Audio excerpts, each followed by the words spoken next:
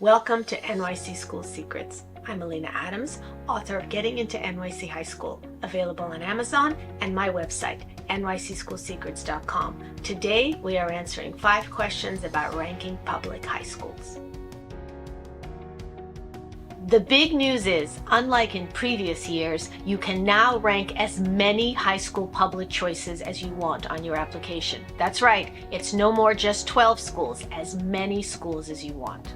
The bad news is that mathematically speaking, this will not increase the odds of you getting into the school of your dreams. Why? Because you're not the only one who has unlimited choices. In previous years, I would have families say to me, I can't even think of 12 schools that I'd be willing to go to. So how is unlimited choices supposed to help with that problem? Do not put down a school you'd not be willing to go to. So many times parents say to me, oh, well, I couldn't think of 12 schools that I'd be willing to go to, but my guidance counselor said you have to fill the list. So I put down 4 or 5 schools that I wasn't interested in. Now I have one of those schools. What am I supposed to do?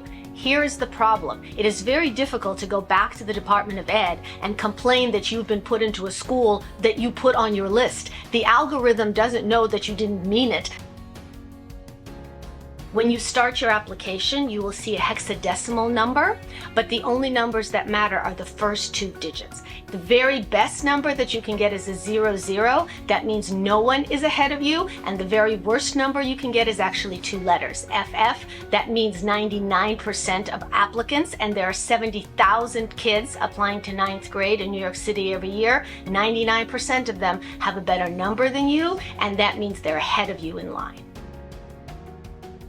Some schools have a diversity initiative. What that means is they set aside a certain percentage of seats. Maybe it's 35%, maybe it's 50%, maybe it's 65% for students who qualify for free or reduced price lunch. There are also some set-asides for students with disabilities, but this is an important thing to know.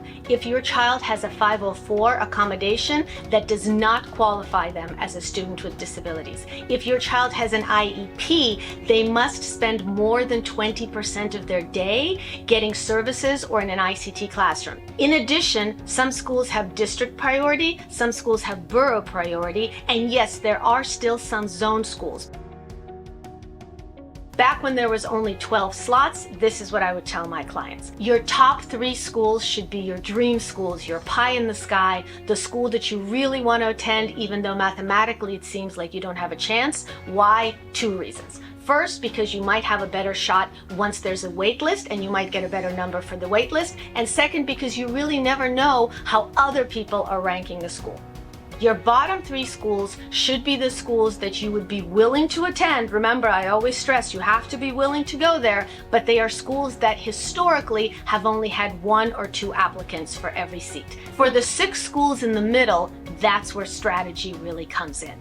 If your child is an excellent writer, focus on schools that require an essay. If your child is artistic, you can apply to portfolio schools where they might ask for videos of them dancing or acting or singing or playing a musical instrument. The audition score will overrule your lottery number, although lottery numbers are used to break ties. If your child has a great lottery number but is in a low tier, you might want to look at ed-opt schools or open schools where the lottery number might help your child with lower grades get in ahead of a child with better grades but a lower lottery number. If your child is an excellent student but has a low lottery number, check out schools that have their own tests or might require a writing prompt, a math prompt, or an interview.